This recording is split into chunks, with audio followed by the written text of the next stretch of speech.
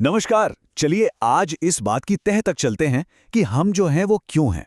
और ये सब हम समझेंगे गॉर्डन ऑलपोर्ट के व्यक्तित्व के क्रांतिकारी सिद्धांत से। जानते हैं, उन्हें अमेरिकी व्यक्तित्व मनोविज्ञान का जनक भी कहा जाता है और उनके विचारों ने वाकई इस क्षेत्र को हमेशा के लिए बदल दिया।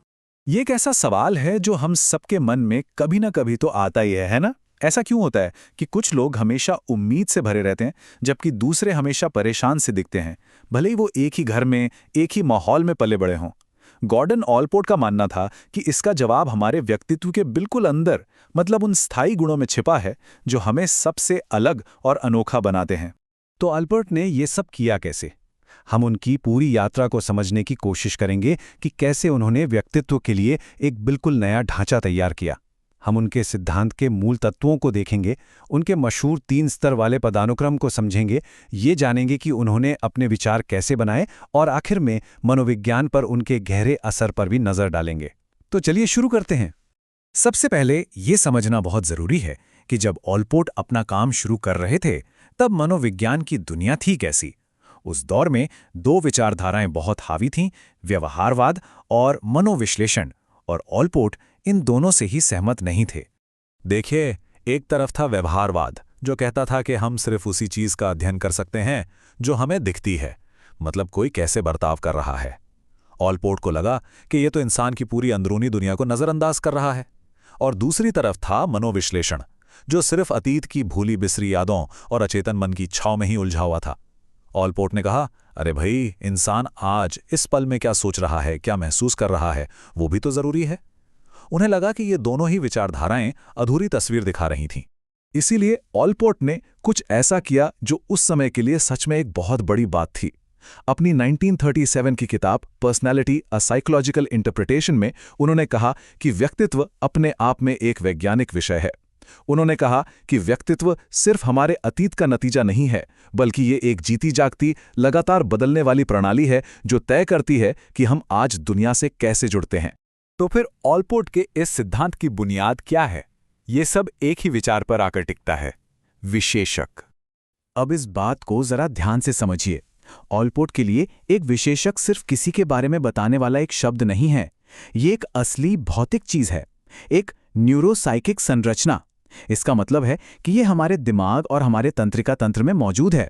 ये एक अंदरूनी मशीन की तरह है जो न सिर्फ हमारे व्यवहार को शुरू करती है, बल्कि उसे एक दिशा भी देती है। और यही वजह है कि हम अलग अलग हालात में भी लगभग एक जैसा ही बर्ताव करते हैं। यहाँ ऑलपोर्ट ने एक और बहुत जरूरी फर्क बताया। एक तरफ है सामान्य विशेषक, जिनका इस्तेमाल हम लोगों की तुलना करने के लिए करते हैं। जैसे हम कह सकते हैं कि कोई अंतर्मुखी है या बहिर्मुखी। लेकिन ऑलपोर्ट के लिए ये बस एक मोटी मोटी बात है। जो चीज सच में मायने रखती है वो है व्यक्तिगत स्वभाव, मतलब किसी एक व्यक्ति का अंतर्मुखी होने का अपना अनोखा अंदाज। यही किसी के व्यक्तित्व का असली सार है।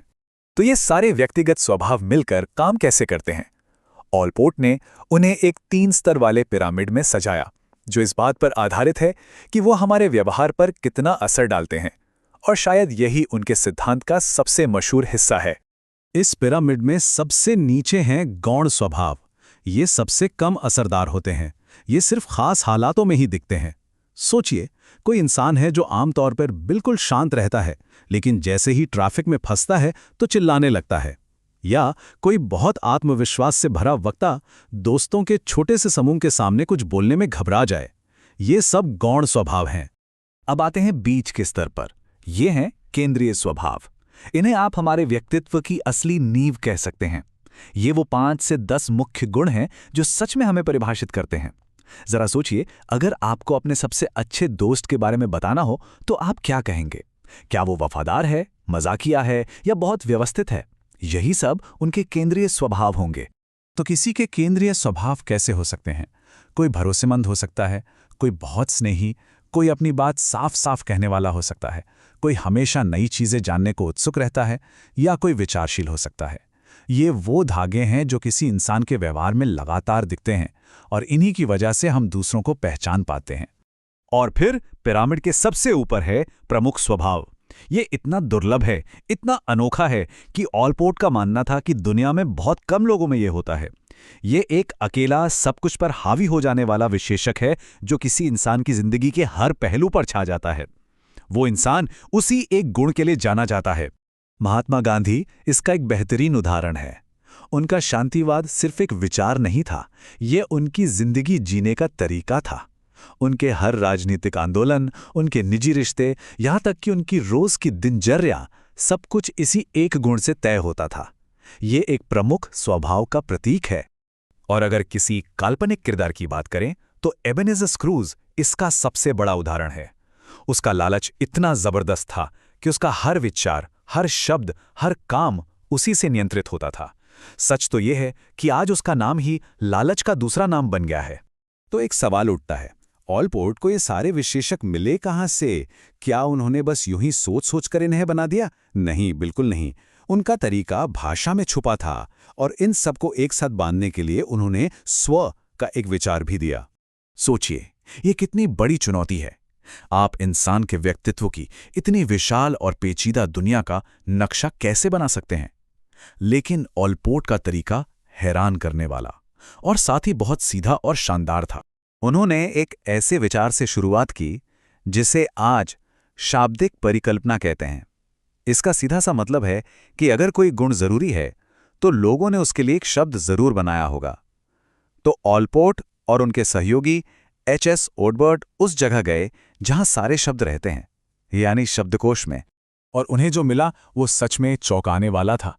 उन्होंने एक एक करके कुल 4504 विशेषणों की सूची बनाई जो व्यक्तित्व के बारे में बताते हैं। ये एक बहुत ही बड़ा और मुश्किल काम था, लेकिन इसने भविष्य के सभी व्यक्तित्व अनुसंधानों की नींव रखी।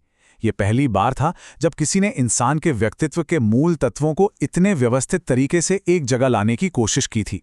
तो हमारे पास ये सारे विशेषक हैं, केंद्रीय गौण और शायद एक प्रमुख भी। लेकिन इनको एक साथ जोड़कर क्या चीज रखती है?